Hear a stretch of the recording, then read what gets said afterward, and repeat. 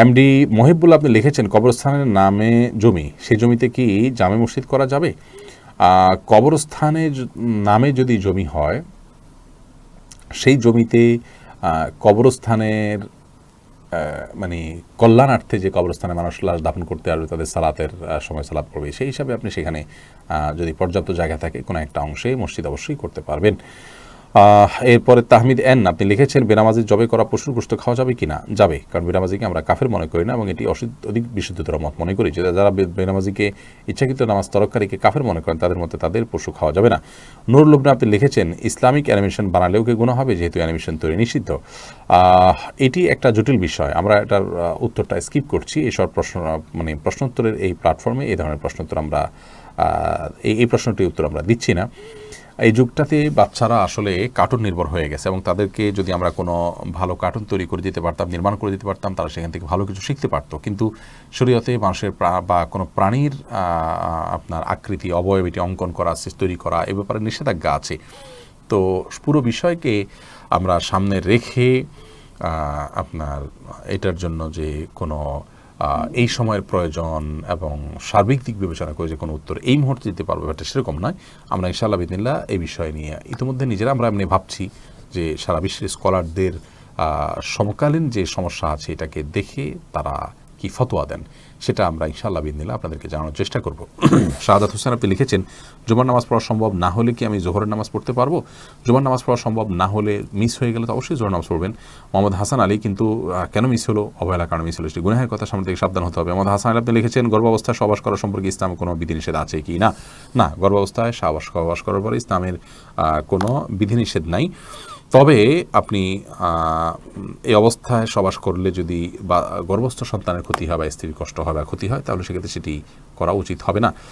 বৃষ্টি হোসেন আপনি লিখেছেন আমার অনিচ্ছায় আমার স্বামী বিশেষ কারণে কিছু টাকা সুদি লোন নিয়েছে, এখন আমার ইবাদত কবুল হবে কিনা? ইনশাআল্লাহ বিদিন আপনি এর জন্য দায়ী হবেন না, এর জন্য সে দায়ী হবে, যেহেতু আপনার অনিচ্ছায় হয়েছে। আপনি তাকে চাপ দেন খুব দ্রুততার সাথে যেন সেই লোন থেকে সরে আসে। দি এপু এআইডি থেকে আপনি লিখেছেন অনিচ্ছা সত্ত্বেও আল্লাহ সম্পর্কে উল্টাপাল্টা চিন্তা আসে মনে, তখন নিজেকে কেমন পাপী মনে হয়, এমন অবস্থায় কী করা উচিত? আপনার মনে বাজে চিন্তা আসাটা লক্ষণ ভালো, তার মানে আপনি ঈমানদার। আপনার মধ্যে শয়তান কাজ করছে আপনাকে বিভ্রান্ত করার জন্য, এটি মনে করে আপনি আরও বেশি নিশ্চিন্ত হবেন। এ ধরনের দুশ্চিন্তা, এগুলোকে ইগনোর করা হলো সবচেয়ে বড় ট্রিটমেন্ট। আপনি এগুলোকে ইগনোর করবেন এবং এর কারণে আপনার ইমানের কোনো ক্ষতি হবে না, আমি নিশ্চয়তা দিচ্ছি আপনাকে। বরং এ ধরনের অবস্থা আসলে আমানতু বিল্লাহি ওয়া রাসূলিহি এবং বাম দিকে আপনি 3 বার থুতু ফেলবেন, ব্যাস। এর মাধ্যমে আপনি ইনশাআল্লাহ নিষ্কৃতি লাভ করবেন।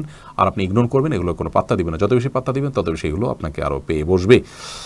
তাসলিমা তাহরিম আপনি আইডি থেকে লিখেছেন আমি ইংলিশ মিডিয়ামের ছাত্রীদের পড়াই, ওদের ইংলিশ এবং হিস্ট্রি বইয়ে যীশু খ্রিস্ট অন্যান্য ধর্মের প্রবর্তকদের নিয়ে গল্প আছে, যেগুলোতে অনেক শিরকি কথাবার্তা আছে, এমনকি প্রশ্নোত্তর এসব মুখস্থ করাতে হয় যা শিরকি কথা। এক্ষেত্রে স্টুডেন্ট পড়ানো কি আমার জন্য জায়েজ হবে?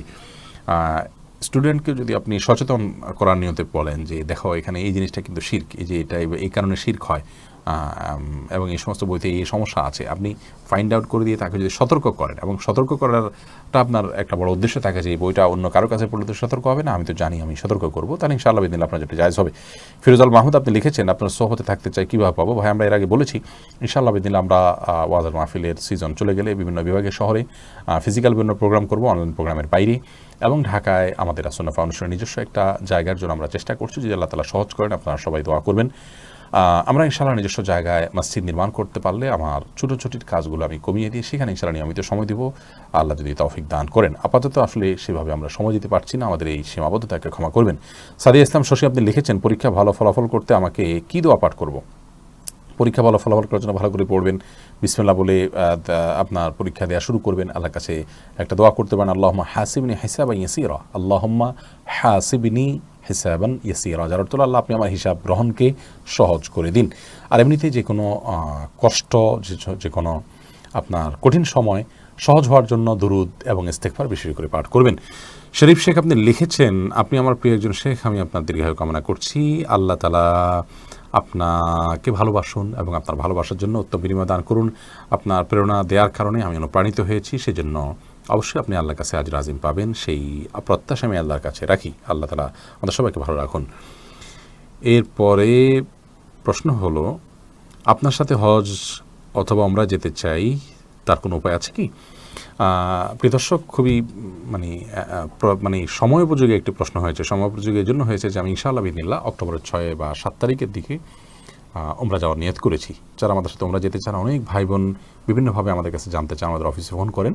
ইনশাআল্লাহ বিদিনিল্লাহ আগামীকাল আমরা তাদের জন্য একটা সুযোগ তৈরি হয়েছে, আমরা তাদেরকে জানাবো ইনশাআল্লাহ।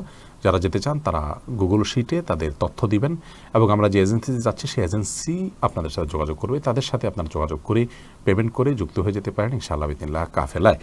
আমি যাব ইনশাআল্লাহ নিয়ত করেছি অনেক ভাই সহ। এরপরে সুমাইয়া রিদ্দিতে আপনি লিখেছেন, বাচ্চা হওয়ার আগে কি কাঁথা সেলাই করা যাবে বাচ্চার জন্য? কোনো অসুবিধা নেই বোন, বাচ্চা হওয়ার আগে থেকে কাঁথা সেলাই করতে পারেন। আপনার যে কোনো কাজ সুচারুরূপে করার জন্য আগে থেকে প্রস্তুতি গ্রহণ করার নির্দেশ এবং ইসলাম আমাদেরকে দিয়েছে। অতএব আগে থেকে কাঁথা সেলাই করাতে দোষের কিছু নেই। জান্নাতুল ইমিন আপনি লিখেছেন, সালাতের সময় হয়ে গেলে আজান শুরুর আগেই কি নামাজ আদায় করা যাবে? সালাতের সময় হয়ে গেলে আজান শুরুর আগে আপনি সালাত আদায় করতে পারেন, কোনো অসুবিধা নেই। সালাতের সময় হওয়াটা হলো মূল। ইন্না সালাতা কানাত আলাল মুমিনিনা কিতাবাম মাওকুতা, সালাত নির্দিষ্ট সময় আদায় করাটাকে ফরজ করা হয়েছে।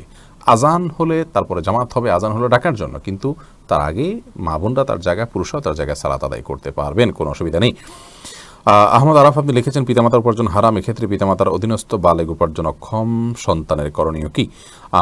পিতামাতার উপার্জন যদি হারাম হয় তাহলে সেক্ষেত্রে পিতামাতার বালেগ এবং প্রাপ্তবয়স্ক সন্তান নিজে হালাল উপার্জনের চেষ্টা করবেন যেভাবে হোক সেখান থেকে, এবং বাবার সরাসরি যদি হারাম উপার্জন সেটাকে অ্যাভয়েড করবেন এবং বাবাকে নিবৃত্ত রাখার জন্য আপ্রাণ চেষ্টা করবেন, এটি তার কর্তব্য। বিকল্প কোনো পথ খোলা না থাকলে সেটি না পাওয়ার আগ পর্যন্ত আপনার এটি করা যেতে পারে, অর্থাৎ আপনি তার ভরণ পোষণ দিয়ে আপনি আপনার জীবন ধারণ করতে পারেন একেবারে নিরুপায় হিসাবে। আর যদি হারাম লিআইনিহি হয়, অর্থাৎ সরাসরি হারাম যেটাকে বলা হয়, ধরুন শুকরের গোশত অথবা অন্য কারো কাছে চুরি করে আনছে, তাহলে সেটি আপনার জন্য গ্রহণ করা জায়েজ নেই। কারণ আলহামদুলিল্লাহ এটি ছাড়াও পৃথিবীতে বেঁচে থাকার জন্য আপনি চেষ্টা করলে আপনার অন্য অনেক ব্যবস্থা হতে পারে। এরপরে নুরুল ইসলাম বিপ্লব আপনি লিখেছেন, বিদেশ থেকে বাংলাদেশে 50,000 টাকা অথবা 1 লাখ টাকা পাঠালে বাংলাদেশ সরকার 2,000 টাকা দেয়, এটা কি সুদ হবে? না, এটা সুদ হবে না। এরা এই বিষয়ে আমাদের একটা বক্তব্য রয়েছে। এটা গভর্নমেন্ট আপনাকে যেহেতু প্রণোদনা হিসেবে দেয়, এটি গ্রহণ করা সম্পূর্ণ জায়েজ হবে ইনশাআল্লাহ। মারিয়াম আক্তার লিখেছেন, গর্ভাবস্থায় মেহেদি দেওয়া যাবে কি? দেওয়া যাবে, কোনো অসুবিধা নেই, এর সাথে আপনার হালাল হারামের কোনো সম্পর্ক নেই। এরপরে নুরুল আলম শাওন আপনি লিখেছেন, নেক উদ্দেশ্যে এতিম মেয়ের সাথে বিবাহ নিয়ে হাদিস জানতে চাই। কোনো অসুবিধা নেই, সেটা তো ভালো কথা। এতিম মেয়েকে আপনি বিয়ে করলে অবশ্যই সওয়াব পাবেন, আলাদা সওয়াব পাবেন ইনশাআল্লাহ। এতিম এরপরে আপনার প্রতি আপনার বিশেষ সিম্প্যাথি এবং ভালোবাসার কারণে। HM মাহবুব আপনি লিখেছেন, আহনাফ ফাইরোজ আপনি লিখেছেন, স্বপ্নদোষ হলে কি গোসল ফরজ হয়? সেই জায়গায় পরিষ্কার করে এবং কাপড় পরিবর্তন করে নামাজ পড়া যাবে কি না? জি, স্বপ্নদোষ হলে অবশ্যই গোসল ফরজ হয়, আপনাকে গোসল করতে হবে। আর যে জায়গায় স্বপ্নদোষ হয়েছে সেখানে যদি কোনো নাপাক না লেগে থাকে আপনি সেখানে নামাজ পড়তে পারেন। নাপাক লেগে থাকলে ওই জায়গাটা ধুয়ে ফেললেন বা উপরে অন্য কোনো কাপড় ইত্যাদি দিয়ে আপনি নামাজ আদায় করতে পারেন।